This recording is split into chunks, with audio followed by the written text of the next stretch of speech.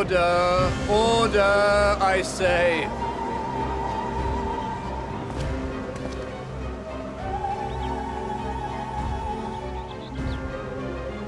I thank you all for gathering here on such short notice. This day we must speak of grave affairs and their implications for the future of Sharlayan, nay, of this very star.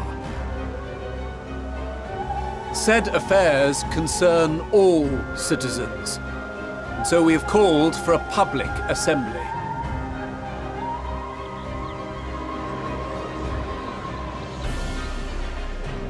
You may have heard rumors of the Talopheroi and the havoc these madmen wreak abroad. Under normal circumstances, we would pay little heed to petty disturbances outside our borders. The final days, however, are another matter altogether. For we dare not ignore these prophetic words of Eld.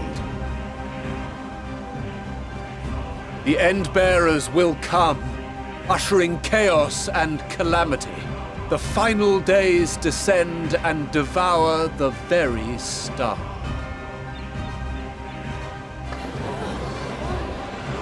I've never heard this prophecy.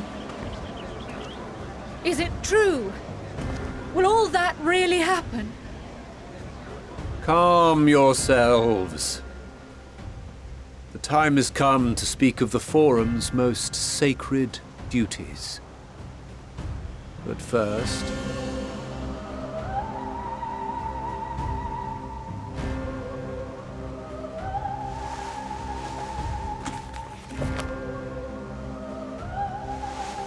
Give voice to the voiceless. Let bindings be unbound. By unanimous decree, I declare the enchantment broken.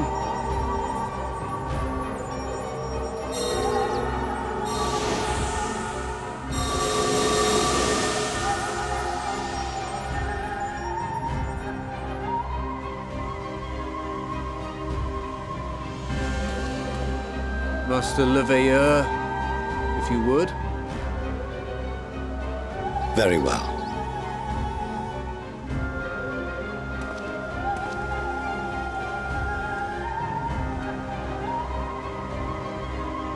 "270 years ago, our forebears began an expedition in the Dravanian hinterlands, in search of a route to access the ethereal sea.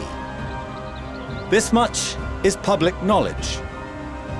Their findings, however, would become the Forum's most closely guarded secret.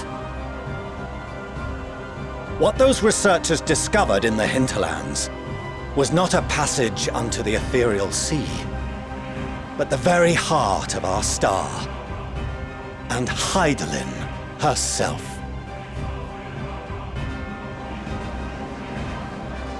She spoke to them of a calamity that would extinguish all life, and of a means by which we might be spared. The moon. 'Tis in truth a gargantuan vessel built to serve as sanctuary for her children and deliver them from this doom. Much like Nunkref's hope in ages past, it will bear the people of a world in the throes of death to a new home. Needless to say, this will be no small undertaking. To facilitate the great work, the Forum has maintained close contact with the servants of Hydaelyn, who presently reside on the moon. Convinced that the foretold end was all but inevitable, we began amassing a wealth of knowledge, not merely for the betterment of our nation, but in preparation for the journey to come. You reveal this to us now? By the gods, how long do we have?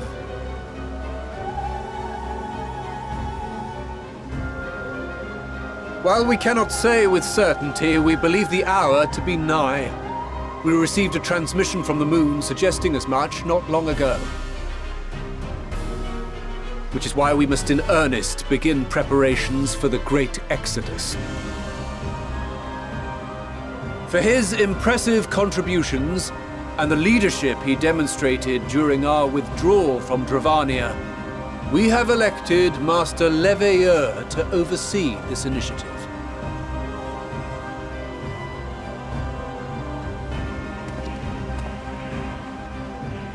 Fellow scribes and scholars, my countrymen, we face a threat of unprecedented scale. We must challenge the trials before us with composure and conviction if we are to find salvation. The wisdom of Sharlayan has ever been a shining beacon in the darkness, and so it shall continue to be. It is our solemn charge to see our heritage preserved for future generations. For those who will come after, we will brave a new frontier.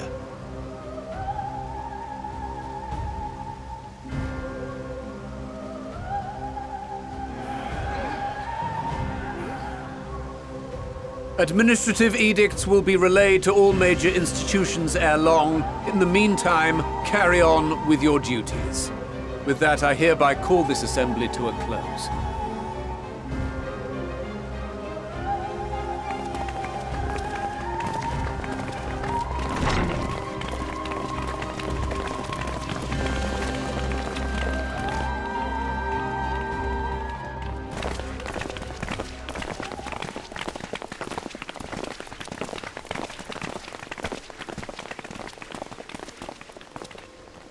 Do you remember what Mother told us when we visited home? That it wasn't until after we were born that Father seemed to lose himself in his work. If that great work of his was the evacuation of this star, then... Yes. It wasn't for his benefit.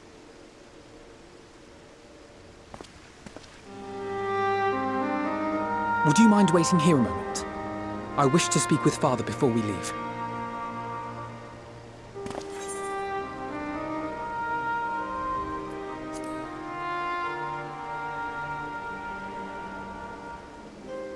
Thank you.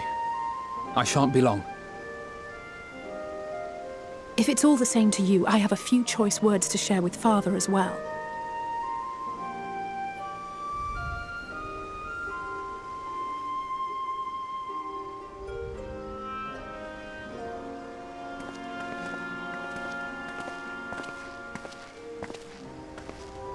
So, come to call us cowards and bid us join your fruitless battle against the inevitable. Nay, we do not object to the Forum's proposal. On the contrary, those who wish to flee have every right to do so. Urianger is cooperating with your associates on the moon to ensure that all is ready should evacuation be our only recourse. Then whatever your business, I suggest you be brief. Though we cannot boast the boundless wisdom of Sharlayan, we have first-hand knowledge of foreign cultures and have conversed with no small number of peoples. These experiences have taught us fundamental truths that cannot be recorded in any tome nor charted on any map. The beating heart of this planet is its people, many of whom would give anything, even their lives, to protect the lands they love. Many may choose to join you in the end. But what of those unwilling or unable, for whom escape will never be an option? What would you have them do? To ignore the plight of those one might conceivably save is not wisdom, Father. It is indolence. This is why we choose to fight. We'll not ask for your understanding, Father. Only that you don't turn a blind eye to the good we have done, that we can still do. We're not children in need of protection. Hold fast to your principles and let the world burn if it please. But we believe there is still another way. And if there is, we will find it. You see if we don't.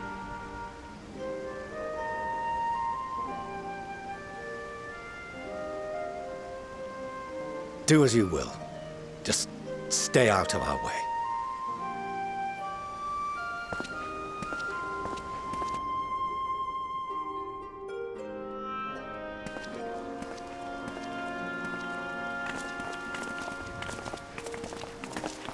Were he not so consumed with self-righteousness, he might tell you how proud he is of you both. Bold words call for bold action. And there'll be no turning to your father should plans go awry. As if I ever would. So long as there are those who wish to stay and fight for this star, we have to do what we can to help them.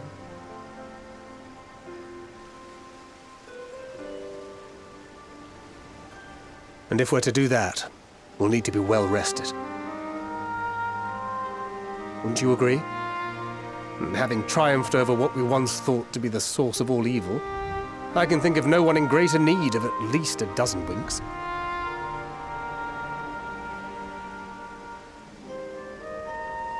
Shall we then? To the Annex, to prepare for tomorrow.